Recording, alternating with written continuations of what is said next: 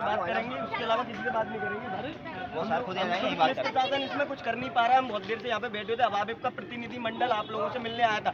SP साहब ने बोल दी एफआईआर नहीं होगी और खुलेआम धमकी देते हैं कि अगर कैंपस में आप लोग कार्य करोगे तो आपके खिलाफ धमकी होगी। तो मैं बताना चाहता हूँ, ये छात्र संगठन है, यहाँ पे छात्र संगठन छात्रत्व में खड़ा होगा। आप लोगों पे अगर सुरक्षा नहीं होगी बहनों की और बेटियों की, तो हम छात्र संगठन सुरक्षा करेगा। और आईजी साहब आएंगे तभी यहाँ उठेगा, और एफआईआर होगी तभी विद्यार्थी परिषद जहाँ से उठेगा, क्योंकि आप लोगों पे तो एफआईआर हो नहीं रही है। अगर ये बताइए कोई बहन बेटी थाने में आती है तो एफआईआर होती है, इसमें एफआईआर क्यों नहीं हो रही? आप मेरे को इसका जवाब दे दीजिए। नहीं एफआईआर नहीं, एफआईआर नहीं, अब तो होगी, जब से तो नहीं होगी। अब तो आईजी साहब यहाँ पे आएंगे, एसपी साहब आएंगे तभी एफआईआर होगी। उनको आना पड़ेगा तभी। हाँ बेटे हम धरने पर बैठे जी, इसमें एबीवीपी के छात्र हैं और कुछ मानसिंह तोमर विश्वविद्यालय, संगीत विश्वविद्यालय, उसके छात्र हैं।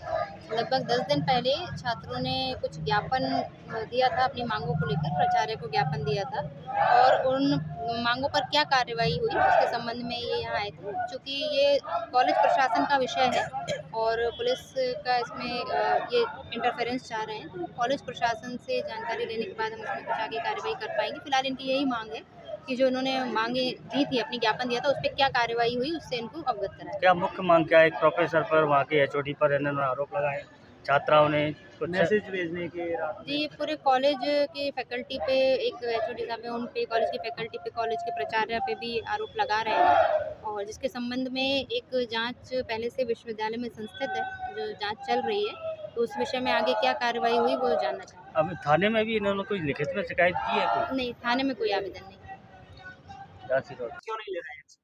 कहीं ना कहीं उनकी जो वाइफ है मैथ्यू सर की, उनका एसपी सर से सांठ-गांठ हो गई है, इसलिए कोई प्रशासन या विश्वविद्यालय कोई भी उनके खिलाफ नहीं एक एक्शन ले रहा है। अभी तक कोई मिलने आया है? आपकी एसपी सर से बात हुई है? अभी जब अवाबिप का प्रतिनिधि मंडल यहाँ पे मिलने आया और उन्होंने कहा तत्काल इसमें एफआईआर करिए, तो एसपी साहब का कहना था कि हम देखेंगे।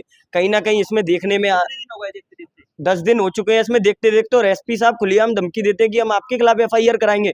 तो हम उनको चेतावनी देना चाहते हैं कि ये छात्रत्व में बैठे हम लोग, और छात्राओं के सम्मान की बात होगी, हम पे एफआईआर भी होगी, तो हम लेने तैयार हैं। कहीं आप देखते हैं कि थाने में जब कोई बहन बेटी कुछ मामले को लेके जाती है तो एफआईआर होती है उसमें, पर यहाँ पे इतना बड़ा मामला हो गया, 10 दिन हो गए, छात्राएं बहनें खुद कह रही है, पर इसमें एफआईआर क्यों नहीं है? क्यों दबाने की कोशिश कर रही है?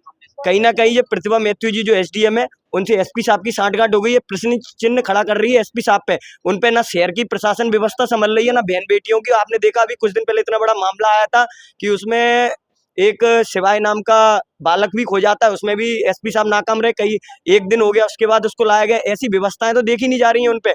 ये ट्रैफिक व्यवस्थाएं, चालान काटना, इनमें तो लगातार काम हो रहा है, पर बहन बेटी की सुरक्षा की जिम्मेदारी कौन लेगा? ऑनलाइन चालान आ रहा है, ऑनलाइन चालान तो तत्काल पहुंच जाते हैं, पर छात्राएं बहनें जहाँ पे आती है तो उनसे ये बोला जाता है कि आप हमें लिखित में दीजिए। जब वो सामने से बोल रही हो लिखित में लेके आए तो कह रहे हैं अपने पेरेंट्स से बात कराइए। तब ये छात्राएं बहनें यहाँ पे, उनके साथ कुछ बड़ी दुर्घटना घट जाएगी तो एसपी साहब इसकी जिम्मेदारी लेंगे क्या? बड़े नेताओं तक बात पहुंचाओगे? एबीवीपी से हो आप और सांसद? ये सब जगह बात जा चुकी है। हम लोग आरएसएस के मूल संगठन से, एबीवीपी से, सभी के मामले में जो है आप लोगों के माध्यम से भी मीडिया में ये अच्छा चलाया गया।